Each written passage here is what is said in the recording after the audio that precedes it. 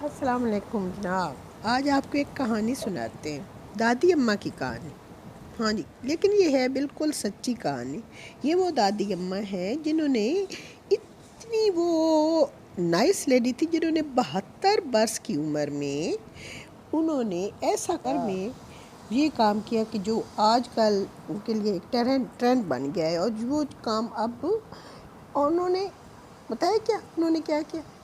ایک دن دادی ماں بیٹھی ہوئی تھی، ان کا دل چاہا تھا کہ وہ ایک یہ 1984 کی بات ہے، برطانیہ کے ایک شہر ہے گیٹ سیڈ، اس میں ایک دادی اماں تھی جن کا نام تھا جین سنوبال۔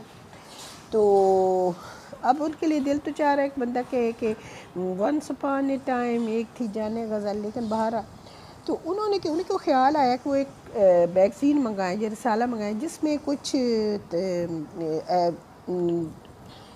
چیزوں کی مطلب دی گئی تھی، چیزیں بنانے کی کچھ ریسپیز وغیرہ دی گئی تھی، کھانے والی چیزیں تھیں۔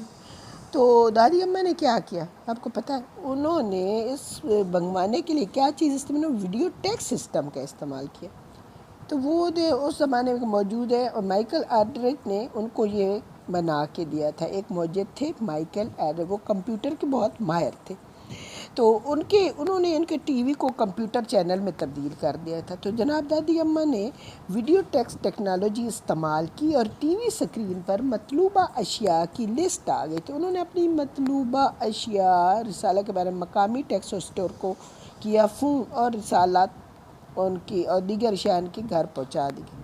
ہو گیا نا آپ حیران؟ تو یہ اس وقت بھی ان کو بھی کسی جادو کی طرح لگا تھا۔ تو جناب اس طرح دادی جان نے کیا آنے والی نسلوں پر احسان، اور شاپنگ کو بنایا آسان، اور بعد میں سروس کے ذریعے معذور لوگوں کو فائدہ پہنچایا جانے لگا کہ یہ گھر بیٹھے جو باہر نکل کے شاپنگ وغیرہ نہیں کر سکتے، تو وہ آرڈر کرتے تھے تو ان کے گھر چیزیں پہنچ جاتی تھی۔ جناب وہ لوگ معذور لوگ جو آرڈر کرتے تھے تو ان کے گھر چیزیں پہنچ جاتی تھیں، تو یہ بہت آسان بات تھی۔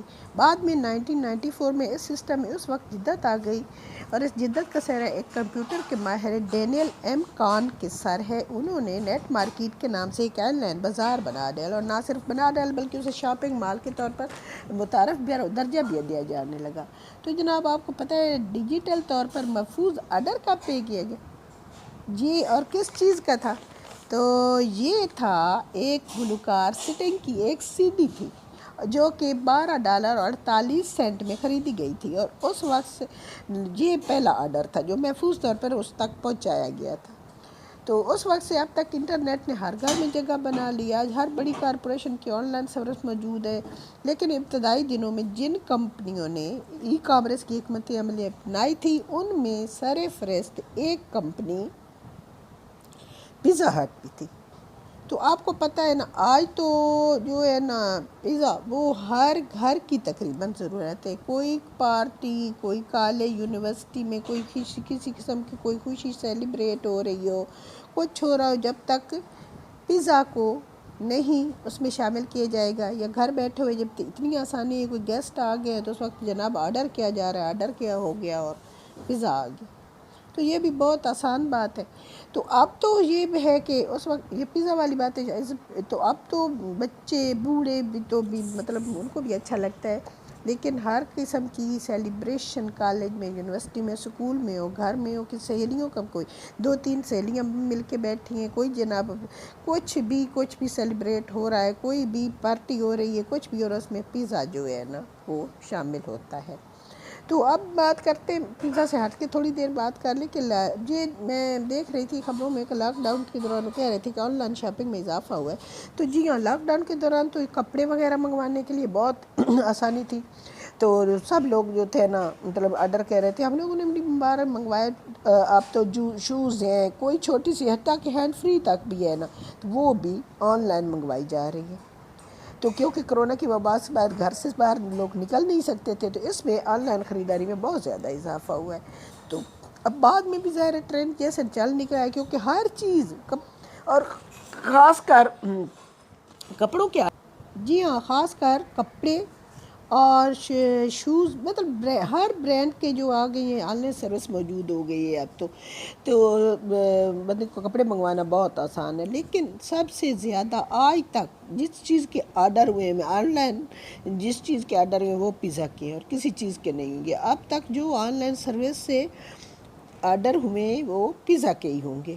اور یہ میرا یقیناً ایک تجربہ نہیں، میرا اندازہ بھی ہے، اور مجھے کچھ اس کے بارے میں تھوڑا سا، کیونکہ جتنا زیادہ آن لائن پیزا منگوایا گیا ہے نا لوگوں کے، اور پاکستان میں تو خیر بہت زیادہ منگوایا گیا ہے، لوگ پتہ نہیں دوسرے ملکوں میں بھی یہ کرتے ہوں گے، لیکن پہلے وہ جو پیزا ہٹ والے تھے نا ان کی آن لائن فروخت کے لیے ان کے بالکل سادہ سی سمپل سی ویب سائٹ تھی. اس میں صرف کوئی غیر متاثر کن نہیں تھی، اس میں کوئی خاص اٹریکشن بھی نہیں تھی سوائے ان لوگوں کے نام پتوں اور فون نمبروں کے جن کو وہ پیزا فراہم کرتے تھے یا جن کا آرڈر پے کرتے تھے. لیکن اب تو آپ کو پتہ ہے نا کہ ہر قسم کی اٹریکشن ہے، ہر جگہ پہ ان کے جو شاپس ہیں ان کی اتنی انہوں نے اس طریقے سے ان کو کار کر کے پیش کیا ہوا ہے، چیزوں کو بھی اپنی اور اپنی جو ہے نا مطلب ہٹ وغیرہ کو جہاں پہ بھی جس ہوٹلز وغیرہ میں جہاں پہ کوئی پیزا ہٹ وغیرہ بنا ہے، کوئی شاپس وغیرہ ان کی ہیں جو بھی انہوں نے اس طریقے سے ان کو کیا ہے کہ لوگ خود بخود متوجہ ہوتے ہیں، اور جن کا دل نہیں بھی کر رہا تو وہ خود بھی لیتے. تو یہ تھا کہ لیکن اور 1994 جو تھا وہ آن لائن شاپنگ کے لیے ایک اہم سال تھا، کیونکہ اسی سال امیزون کمپنی بھی وجود میں آئی. لیکن جو بات پیزا ہٹ کی تھی اور جو پیزا نے کمال کیا ہے اور جتنے آرڈر اس کے اور جتنا لوگوں نے اسے پسند کیا اور جتنے اس کو لوگوں نے